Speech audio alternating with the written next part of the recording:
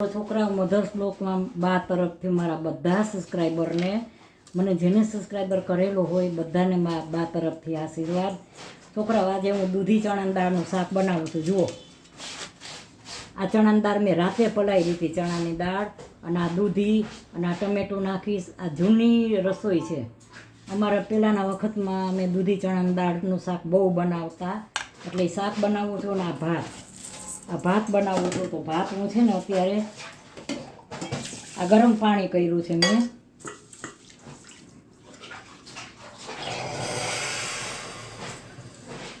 અમારે છે ને સીધું ડાયરેક્ટ પાણી અત્યારે દિવસમાં 3 વાર પાણી આવે છે. પીવાનું પાણી અલગ આવે છે, દિવસમાં 3 વાર પાણી આવે છે, પછી વાપરવાનું અલગ આવે છે. આ ગરમ પાણી છે. જો આ ભાત છે ને 2 પાણીએ ધોયા, નવા જ ભાત છે એટલે કાંઈ બહુ લોટ નથી નીકળતો.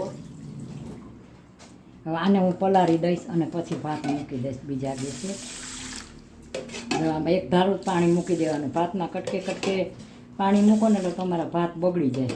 હવે આને છે ને ગેસ ઉપર થોડીક વાર પલળશે, થોડીક વાર પલળવા દઈશ ને પછી જ ગેસ ચાલુ કરી દઈશ એટલે ભાત થશે. આ તેલ મૂકી દીધું છે ને શાક વઘારું છું. અને એ દરમિયાન જો હું આ ચટણી બનાવું છું. આ ચટણીમાં શું છે હું તમને બતાવું. જો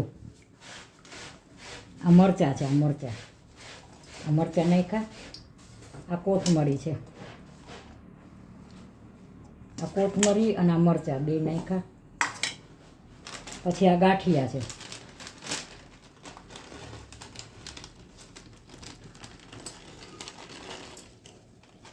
આ ગાંઠિયા નાખ્યા. પછી હવે હું આ પૌવા છે, આ પૌવાના બી છે હું ધોઉં છું. જોકે ન ધોવું તો હાલે, પણ મને ન ગમે. મને પૌવા આવ્યા ને એટલે મને એ સીધા ન ગમે, એટલે હું ધોયા વગર નહીં પૌવા નાખું. મારી રીત છે, હું કોઈ પણ વસ્તુ વોશ કર્યા વગર વાપરતી નથી. આ પૌવા અને મગફળીના બી 2 છે. જ્યાં સરસ થઈ ગયું. હવે આમાં નાખીશ લીંબુ.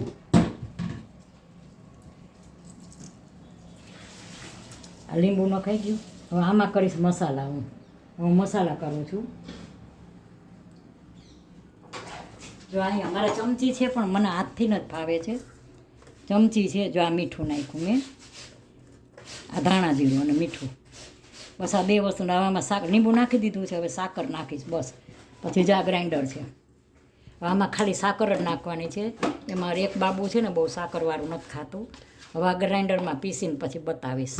આ પેક થઈ ગયું ચટણીનું. આ ભાત મૂકી દીધા છે. જો આ ગેસ કરી દીધો ચાલુ.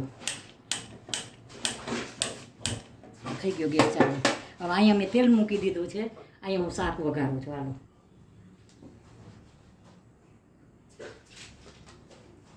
જો આ તેલ આવી ગયું છે. નોનસ્ટિક છે ને તોય હું આ જ વાપરું છું. મને આ જ લોહીઓ ગમે છે એટલે. જો આ રાઈ મૂકી. આમાં હું જીરું નહીં નાખું. બધાની રીત અલગ અલગ હોય. અહીં નાખી ને આમાં અમારા વખતમાં તમે કોકમ નાખતા. હવે આ દૂધી અમારા વખતમાં તમે કોકમ નાખતા. હવે તો કોઈ કોકમ છોકરા વાપરતાય નથી. આ ચણાની દાળ મેં રાતે પલાળી દીધી હતી. જ્યારે વઘારે જેટલો સરસ વઘાર આવ્યો છે. આ દૂધી ચણાની દાળનું શાક અમે બનાવીને વર્ષો પહેલાંની વાત છે. આ બહુ જૂની રસોઈ છે. તો અને આનું શાક બનાવીને તો આમાં અમે કોકમ નાખતા અમારા જમાનામાં. અત્યારે બધા ટમેટા અને લીંબુ એવું બધું નાખે છે. અમે તો એ ન નાખતા કાંઈ.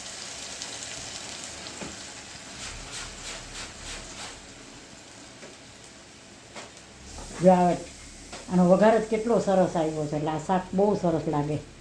ખટ મીઠું થાય, દાળ અંદર આવે. હવે આની અંદર હું મસાલા કરું છું. જો આ મીઠું નાખ્યું, આ મીઠું, હળદર, આવે ધાણા જીરું. હાલો હવે આ કેવો કલર આવ્યો. જો વ્હાઈટ લાલ. હજી આમાં હું છે ને ખાંડ નાખીશ. કેટલું સરસ શાક થયું છે. આમાં મરચાંનું કટિંગ નાખીશ હવે. હું તમને સાવ સાચી વાત કરું, જે મારો વિડીયો જોતા હશે ને એ જોતા હશે કે બાની સાવ સાચી વાત છે. બધાની રીત બનાવવાની, બધાની ખાવાની, બધાના ઘરની રીત અલગ અલગ હોય. તો તમે કોઈનું જોઈનું નહીં બનાવવાનું. હું મારી રીતે, મારી રીત પ્રમાણે હું રસોઈ બનાવું છું. હું જોઈને નથી બનાવતી, કારણ કે હું જોઈને બનાવું ને તો મારા ઘરની જમવાની બધી બનાવવાની રીત અલગ છે. એટલે હું જોઈને બનાવું તો મારી રસોઈ બગડે. એટલે અમારી રીત અલગ છે ને, એ પ્રમાણે બધા જમે ને એ પ્રમાણે જ હું આ બનાવું છું. હવે મેં આ શાક વઘાર્યું.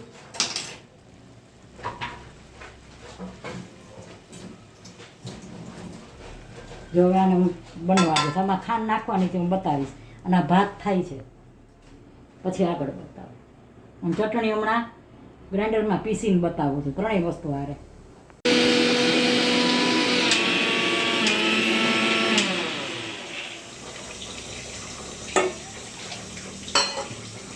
આ ભાત, આ પાણી તમે નાખો ને ભાત તમારા છૂટા થાય. જો આ પાણી નાખ્યું ને હવે આ ભાત છૂટા થાય. આ પાણી હવે હું કાઢી નાખીશ.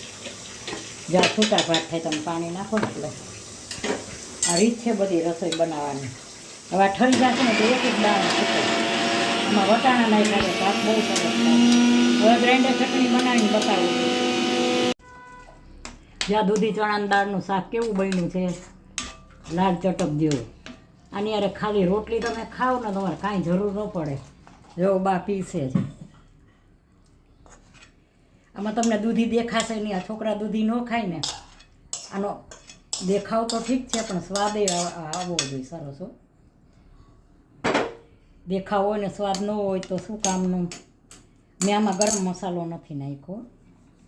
જો હવે હાલો હમણાં જો આપને કર્યું. હવે હું સર્વ કરીને આ ડીશમાં બતાવું છું. જો આ શાક બની ગયું હાઈ ક્લાસ. છોકરા મધર્સ બ્લોકમાં બા તરફથી મારા બધા સબસ્ક્રાઈબરને આશીર્વાદ બા તરફથી. આજે ઘણા વખતે હું ટેબલ ઉપર પીરસીને થાળી લઈ આવી છું. જો આજે જો અમે ભાત બનાવ્યા છે વટાણા નાખીને સરસ. આ ભાત બનાવ્યા છે અને પછી આ શાક તમે બનાવી બતાવ્યું હાઈ ક્લાસ. દૂધી ચણાનું શાક છે હાઈ ક્લાસ. તમને દૂધિયામાં બતાશે નહીં. છોકરા ન ખાય ને તમારે આવું બનાવીને દેવાનું. આ શાક ભાતે મજા આવે. અને આ કાચું છે, આમાં લીંબુ છે જો નીચવીને. બધાની રીત અલગ છે એટલે એ તમારે તમને અનુકૂળ આવે ને તમારી પ્રમાણે કરવાનું. અમારે આવી રીતે રસોઈ બને છે. અને આ છાશ તો મારી આ દૂધી ચણાની દાળનું શાક, ભાત, કાચું ને છાશ કેવા લાગ્યા, સારા લાગ્યા, લાઈક શેર ને સબસ્ક્રાઈબ કરજો. બાનો વિડીયો પૂરો જોજો ને મારી રીલ જોજો. હું શુક્રવારે રીલ મૂકીશ તો મારી રીલ જોજો. બાય બચ્ચો. હેલો, મધર્સ બ્લોકમાં બા તરફથી, સુધાબેન મહેતા તરફથી યાદી, બા તરફથી આશીર્વાદ મારા બધા સબસ્ક્રાઈબરને. હવે હું બ્લોગે બનાવીશ. આજે રીલ બનાવી બ્લોગે બનાવીશ.